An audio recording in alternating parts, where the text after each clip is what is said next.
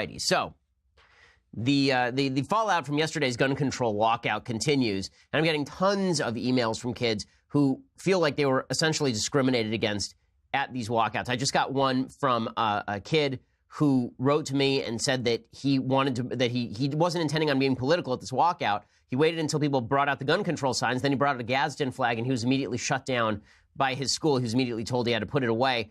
This is not rare. I'm getting, again, tons of these emails on a minute-by-minute basis at this point.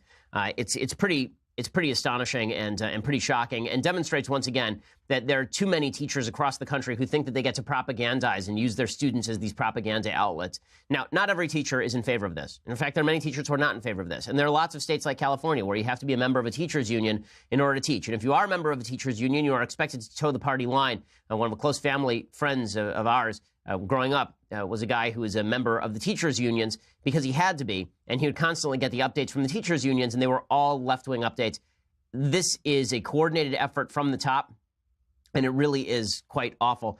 One teacher has actually been suspended for questioning the gun control walkout. Her name is Julianne Benzel, and she says that she opened up a discussion in her classroom about the politics of the protest, and she was subsequently told to stay home on Wednesday because the administration didn't like it. Here's what she had to say on CBS 13 Local. This is in Northern California. Julianne Benzel says she never discouraged her students from participating in National School Walkout, but she did question whether it's appropriate for a school to support a protest against gun violence if it's not willing to support all protests. It's the best example I thought of at the time.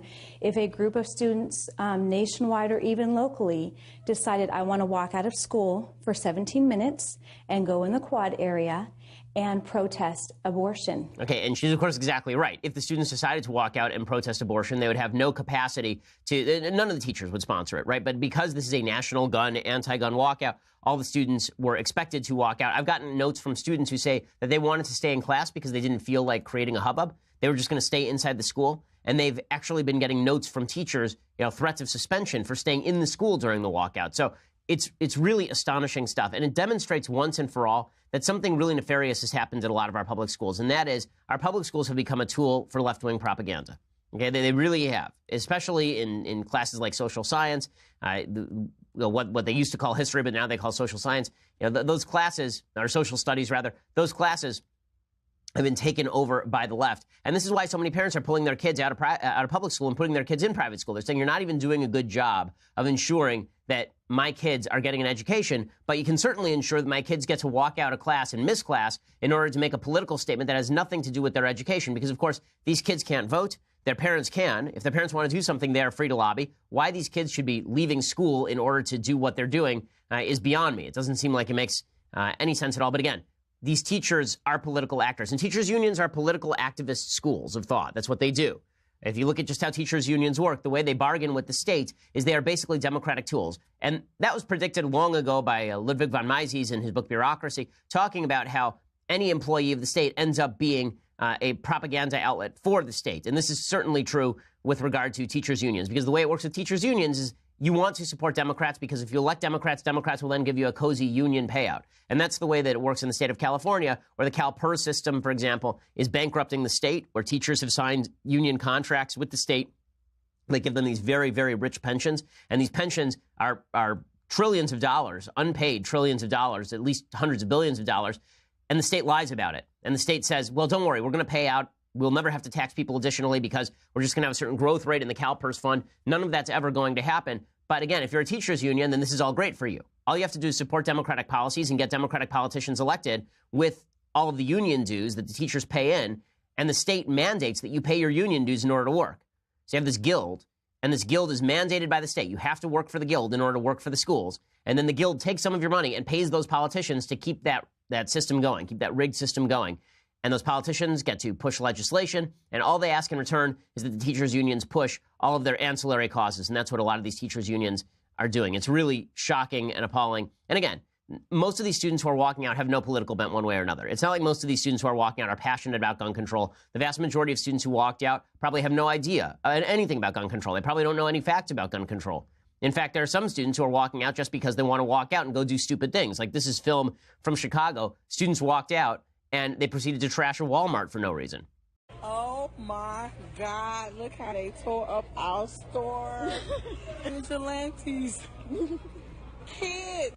She ran to the back one time. I'm taking off my vest. Look at this. Oh my God. They got the noodle pallet. They gonna make us work today.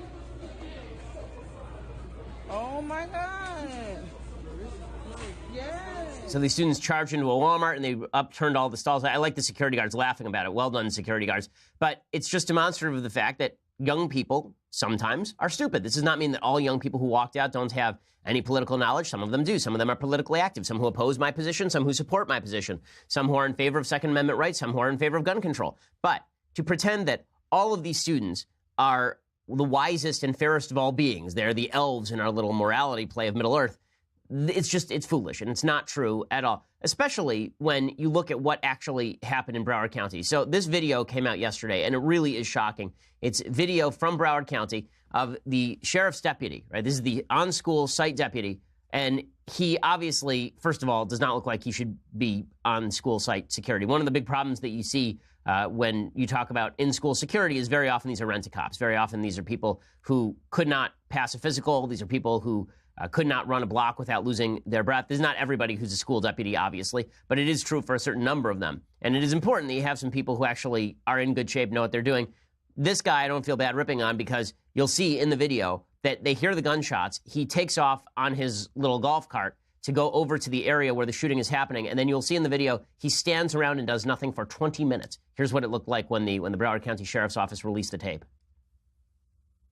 So you can see him. It's a silent video, so I'll narrate it. You can see him, and Scott Peterson, the BSO school resource officer, who looks like he's maybe in his 50s, and he drives over to the area where the shooting is happening, and then he proceeds to legitimately just stand outside the building. He's just standing around outside the building doing nothing. I mean, it's an amazing thing, right? And there's part of this video that we cut out where you can actually see students fleeing the building through another one of these doors. Does he charge in? Does he do anything? No. And according to the Broward County Sheriff's Office, the orders that are given to their officers are that if there is an active school shooting, you are supposed to engage. You are not supposed to stand outside. So the talk about how these guys were told that they were supposed to stand outside, how that was the policy of the department, that was not true. So there's one problem with the department with regard to policy, and that is this policy that says we're not going to arrest anyone because we don't want to increase the arrest statistics on students. We want to show that our students are doing really well, and so we'll just pretend that no crime is going on. But this one looks like it was on Scott Peterson and not on the Broward County Sheriff's Office, per se. Nonetheless, this is not stopping the agenda from rolling forward. Mika Brzezinski over on MSNBC, she says the NRA should be sued. Some things have changed, at least in the state of Florida. The NRA, with their inflammatory ads and threatening ads, should be sued. Okay, on what grounds should the NRA be sued? In order for you to sue somebody, you actually have to have a legal grounds. There actually has to be a legal purpose for the suit. Otherwise, it'll be thrown out. But according to so many people on the left, lawsuits happen when you're angry at something. So you don't like the NRA's ads, you get to throw it out. Okay, the NRA was not responsible for this shooting. One of the most astonishing things I saw yesterday was Code Pink calling for an end to funding for JROTC on campus. They're saying, well, we don't want campuses militarized. We need to stop funding JROTC. There were 3 kids who were killed who were members of JROTC, and one of those kids actually threw himself in front of bullets to save other kids. While this idiot cop was standing around outside doing nothing, one of these students, a 15-year-old, he ran out there and he tried to stop the shooter, right? He got in the way of the bullets. He saved his students. He died in the process. And Code Pink is saying we should get rid of JROTC. Again, the big problem with evil is that evil cannot be prevented simply by legal mechanisms, usually. Evil can only be prevented by good people. It can only be prevented by good people doing the right things. And unfortunately, the left does not want to recognize the real possibility of human evil. They're just not interested in recognizing that possibility.